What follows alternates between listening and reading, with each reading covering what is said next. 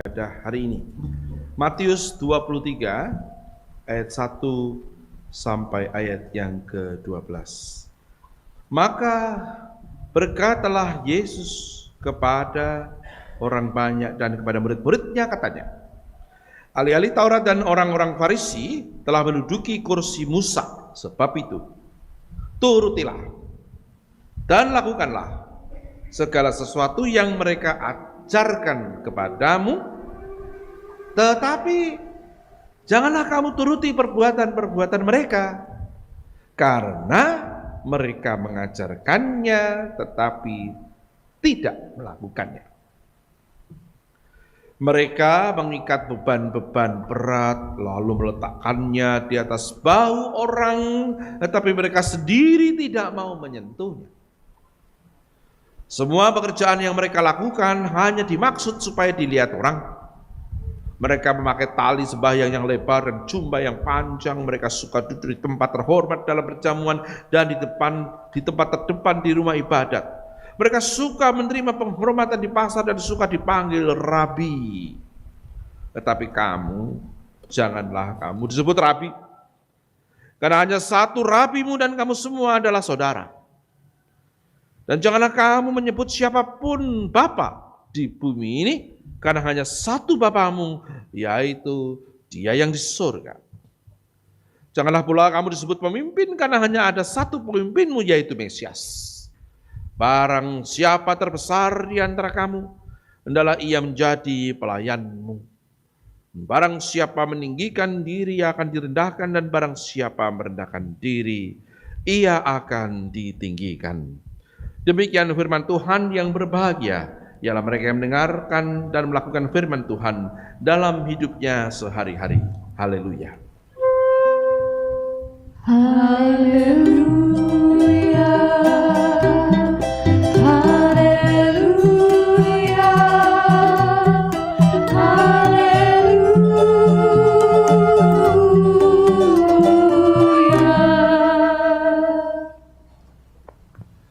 Apapun pilihan politik Anda, saudara, saya kira setuju kalau saya katakan bahwa dalam hari-hari ini salah satu kata sensitif di Indonesia adalah integritas.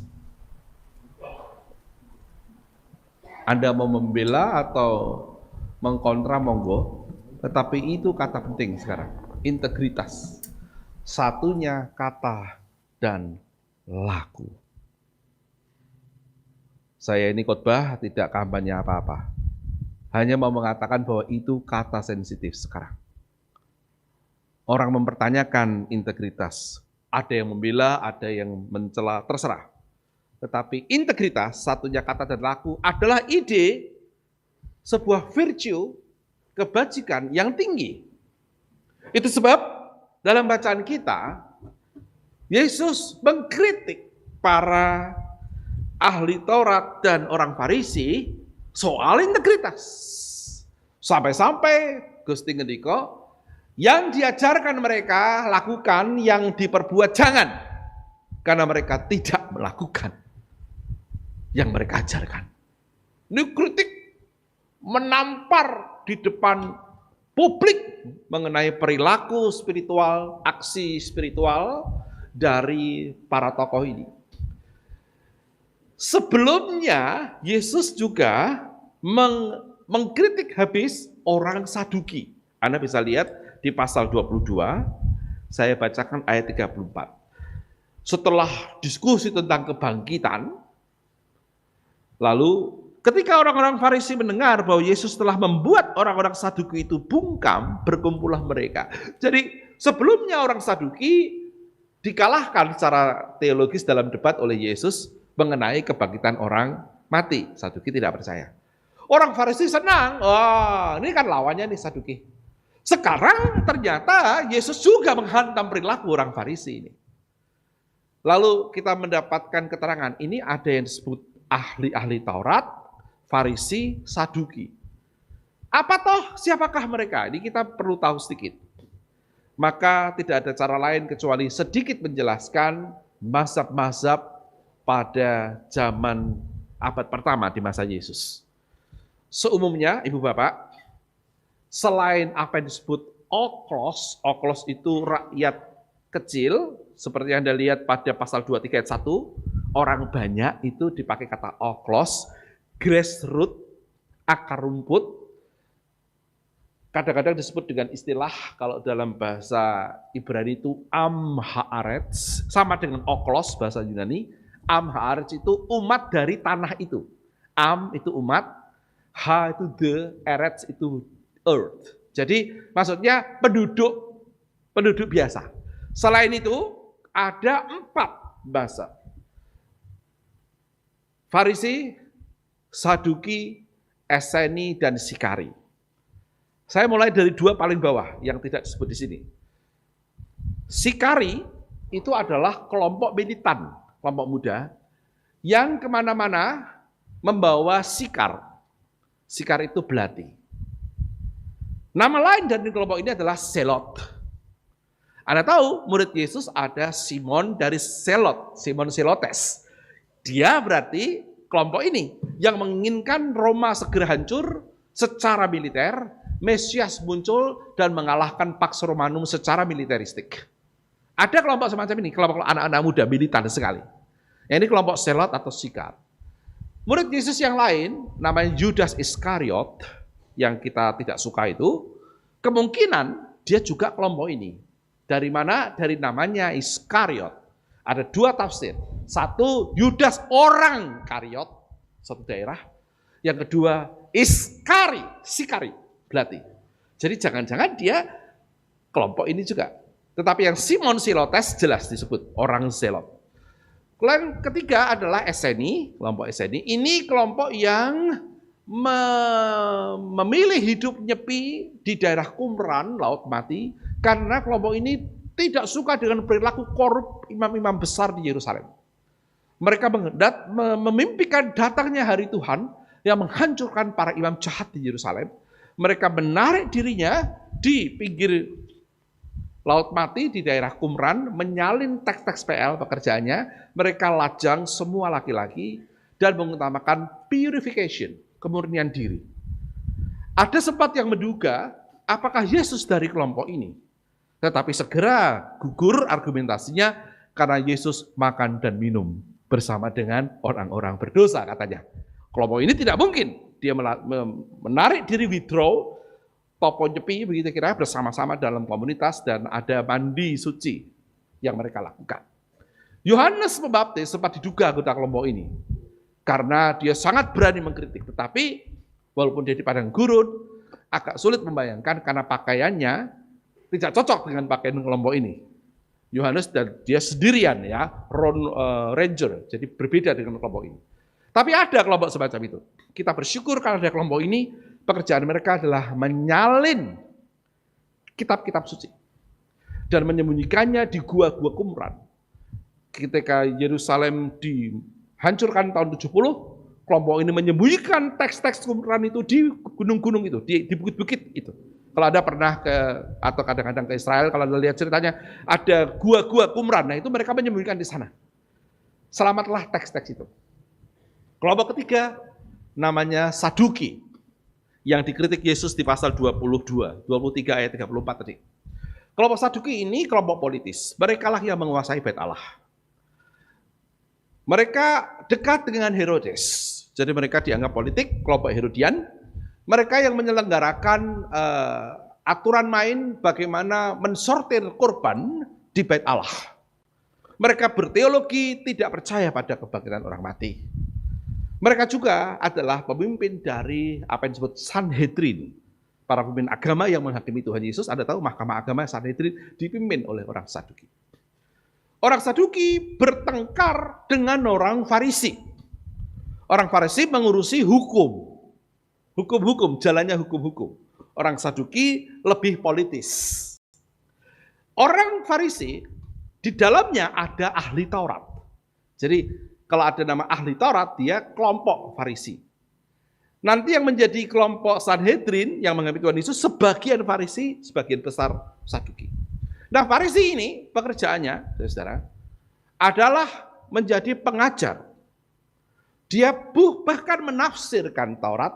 Kalau Anda mau tahu hukum Musa, ada 10. Itu dibuat derivasinya di zaman Yesus ada 613 hukum. Bayangkan, dari 10 itu mereka semacam, kalau di Indonesia itu teman-teman di kalangan muslim yang bisa membuat fatwa, semacam itu. Mereka membuat derivasi turunan dari hukum itu 613. Sampai rigid kecil-kecil. Itulah yang di sini dikritik oleh Yesus. Mereka memberi beban pada orang lain, mereka sendiri tidak lakukan. Beberapa contoh supaya Bapak Ibu bisa membayangkan kelompok ini itu membuat hukum kayak apa. Ya, misal, ada hukum ke-7. Bunyinya jangan, apal no hukum ke-7, jangan berzinah. Gitu kan? Bunyinya begitu, jangan berzinah. Nah, kelompok Farisi itu ada variannya. Salah satu variannya namanya blooding Pharisees. Farisi berdarah yang khusus ngugemi hukum ke-7. Bagaimana caranya supaya tidak melanggar hukum ke-7? Lalu dibuat aturan-aturan main begitu rupa yang menganggap perempuan sebagai sumber dari dosa. Maka kelompok Farisi ini kalau keluar dari rumahnya, dia akan menutup matanya dengan kain tebal dan dia akan berjalan pelan begitu, ya. Jalan di tembok, temboknya pasti tidak rata zaman itu, bukan? Kadang-kadang das kebentur tembok itu yang dari batu-batu lalu cur berdarah. Disebut blooding Pharisees, Farisi berdarah. Mengapa? Supaya tidak lihat perempuan. Kalau pakai lagu zaman sekarang itu mungkin wanita itu racun dunia gitu. Pikirannya ngono kuwi. Padahal sing mesum ya otake laki-laki. Tapi goro-goro wong wedok. Maka sebelum persinahan lewat genitalia terjadi, mereka cut off betul. Jangan sampai melihat perempuan, aku pengen. Caranya gimana? Ya ditutupi. Ada seperti itu. Ada juga jenis Farisi yang berdoa, ini dikatakan berdoa di tengah-tengah jalan. Mereka mengatur hukum, ya. Doa itu kan dalam tradisi mereka 3 kali yang pokok. Ada jam-jam doa, dan ada Farisi-Farisi tertentu yang taat pada jam doa itu. Mari kita bayangkan, misalnya jam 12, teng, itulah jam doa, misalnya. Pada waktu itu orang harus berdoa. Yang mereka lakukan adalah mentaati itu, sehingga mereka ngatur. Patut diduga mereka berdoa di pertengahan jalan. Kenapa bisa begitu? Itu bukan gila loh. Anda jangan berpikir, loh kok dan kabeh ya, pertengahan jalan kok berdoa. Oh enggak, itu bertepatan dengan jam doa. Lah kok bisa pas jam 12? Nah, itu masalahnya. Patut diduga mereka mengatur supaya nanti kalau mereka pas jam 12, pas tengah jalan kemudian, ya Tuhan, ngono. Dipaske. Coba tengah jalan itu di perempatan sana dari sini berapa menit? Katakanlah jalan kaki 4,5 menit gitu. Ada jalan aja dari sini. Jam 12 kurang 4,5 menit. Nanti sampai di perempatan sana pas jam 12 lah monggo. Tuh ngono kuwi. Orang akan bilang, "Wah, luar biasa taat." Tidak. Anda tahu ada aturan main? Di hari Sabat tidak boleh berjalan lebih dari sekian ratus meter. Hari Sabat dimulai pada hari Jumat, jam 6 sore. Bagaimana caranya kalau rumahmu 5 kilo dari Bait Allah? Anda tidak boleh berjalan lebih dari sekian ratus meter. Caranya adalah sebelum Jumat jam 6 sore, Anda mendekat ke Bait Allah. Sampai begitu, tidak boleh mengangkat beban sebanyak sekian kilogram. Macam-macam, aneh-aneh. Itu aturannya. Dan mereka menempatkan pada macam-macam. Anda sekarang mengerti kenapa mereka tidak sukai. Memang ada kelompok ahli Taurat, mazhab yang terbuka, ada yang tertutup. Di mana-mana mah begitu. Yang terkenal sebagai tertutup namanya Syamai, yang terkenal sebagai terbuka namanya mazhab Hillel. Ini zaman Yesus ya. Hillel punya murid namanya Gamaliel. Gamaliel punya murid namanya Paulus. Itu mazhab terbuka sebenarnya. Suatu kali ada cerita seorang non-Yahudi datang kepada Syamai, ini legenda yang terkenal sekali, dan berkata begini, "Guru, jika engkau mampu menjelaskan seluruh hukum Taurat, berarti 10 hukum Musa dan 613 variannya itu, ketika aku mengangkat satu kakiku, ketika aku masih sanggup mengangkat satu kakiku ini, kamu bisa menjelaskan seluruh hukum Taurat, maka aku akan menjadi Yahudi." Syamai marah sekali, menganggap itu menghina. Orang itu diusirnya. Demikian legendanya. Orang itu kemudian pergi kepada Hillel dan bertanya yang sama, "Guru, apakah engkau bisa mengajarkan kepadaku seluruh hukum Taurat ketika aku mengangkat satu kakiku? Kalau bisa aku akan menjadi Yahudi." Hillel berkata, "Oke, mari kita coba, saya bisa." "Benar, ya." Orang itu mengangkat satu kakinya, set, begitu. Dan Hillel mengatakan ini, "Apa saja yang kamu tidak ingin orang perbuat padamu, jangan perbuat pada mereka, itulah inti hukum Taurat, yang lain tambahan." Sampai bisa memeras sampai ke intinya. Apa saja yang kamu tidak ingin orang lain perbuat padamu, jangan perbuat pada mereka, itulah inti hukum Taurat, yang lain tambahan. Ini mirip gaya Tuhan Yesus ya, ketika ditanya. Tadi dalam bacaan hukum kasih, apa ini hukum Taurat? Kasihilah Tuhan Allahmu dengan segenap tadi, dan sesama manusia seperti dirimu sendiri. Itu mirip cara meringkaskan.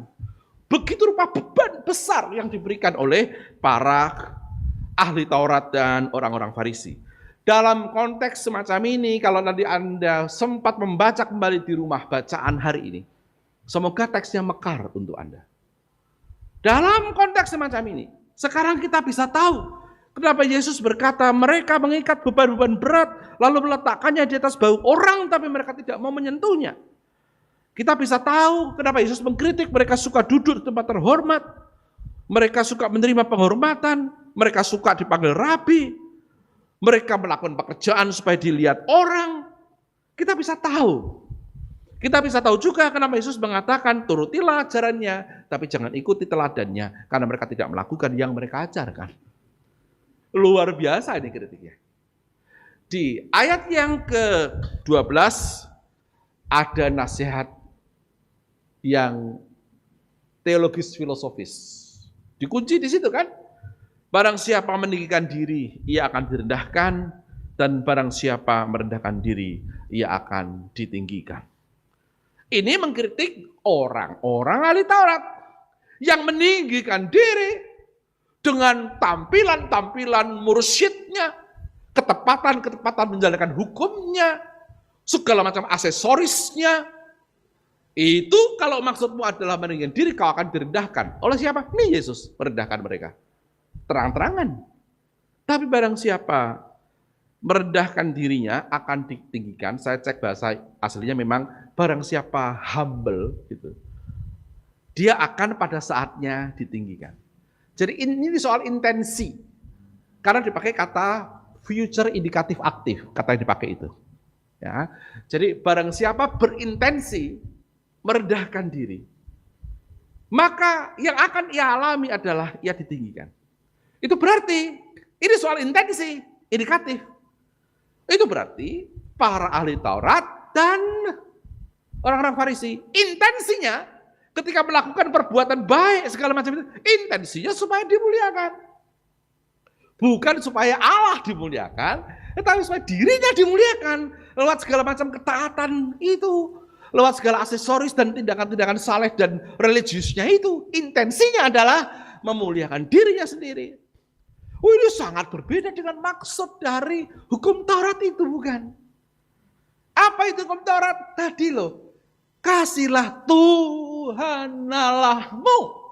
bukan dirimu kan. Tuhan dengan segenap hati, jiwa, dan kekuatan. Baru kemudian kasihlah sesamamu seperti engkau mengasihi dirimu sendiri. Kebalik sudah. Ditembak persis di titik paling krusial oleh Yesus. Maka kalau tema kita adalah hidup seperti yang dikehendaki Allah, itu berarti jagalah supaya intensi Anda dan saya murni. Intensi. Kita ini kan melakukan tindakan-tindakan baik, tentu saja diharapkan begitu kan. Dan mestinya integral ya toh. Satunya kata dan laku. Bahkan ketika kita melakukan sesuatu, hikmat semakin bertumbuh dalam diri kita kan. Kata orang Jawa kan ilmu menika kelakone kanthi laku. Sambil kita melakukan, kita semakin mendalam, semakin jernih. Itu kan maksudnya. Tapi hati-hati dengan intensi. Karena bisa saja orang melakukan itu semua untuk suatu intensi yang tidak memuliakan Allah. Saya sering guyonan dengan beberapa jemaat itu, kalau Anda lihat pendeta yang khotbahnya Anda sukai, Anda harus periksa loh, kalau bisa, kalau punya waktu ngomong-ngomong sama Pak Pendeta itu, apakah betul dia intensinya itu melayani Tuhan lewat khotbahnya yang bagus itu? Terus jangan-jangan dia golek alam. Anda nggak tahu kan? Saya nggak tahu lah ini khotbah ini Anda anggap bagus apa tidak, terserahlah. Tapi misalnya Anda anggap bagus ini, nanti di depan Anda bilang, terima kasih Pak Pendeta, khotbahnya bagus gitu. Saya akan menjawab, normalnya pendeta jawab, mungkin saya akan bilang, matur nuwun, terima kasih, berkah dalam. Nek bahasa Inggrisku kumat, God be praised gitu. Tetapi jangan-jangan, loh ini loh, Anda kan enggak tahu intensi saya. Jangan-jangan jawaban yang benar ketika Anda bilang, terima kasih Pak Pendeta, khotbahnya bagus. Terus saya bilang, loh aku khotbah bagus biasa no. Es teh no, mulai kena jadwal aku ku aja sore ae, esok gini iki lho. Bener mosok kok jam sore. Nah gitu. Loh, jangan-jangan. Pak Heru ku piye to iki? Yo jarak apa piye Pak Heru iki? Ben aku gak ketok kaya kene. Loh, Anda kan enggak tahu intensi saya. Ya kan? Itu really personal. Tapi semua orang yang melakukan kegiatan baik dan kegiatan religius harus bertanya, intensinya apa? Kalau tema Anda adalah hidup seperti yang dikehendaki Tuhan, intensi Anda dan saya harus jernih, murni, demi Allah yang dimuliakan. Dan harus menyatu di antara kata dan laku. Antonio de Melo pernah menceritakan seorang anak lagi main, lalu ada 3 orang dewasa diskusi tentang bagaimana menyelamatkan anak yang lagi main itu jika ada bahaya. Diskusinya begitu. Anak itu lagi main biasa. 3 laki-laki dewasa berteori bagaimana cara menyelamatkan anak ini jika terjadi sesuatu yang berbahaya. Ada yang teori A, teori B, teori C, pokoknya bocahnya selamat, gitu kan kira-kira. Tiba-tiba ada suara balon meletus, dor! Kabeh wong telu kuwi mlayu kabeh, bocah iku dhewean. Anda tahu? Satunya kata dan laku, barang mahal. Amin.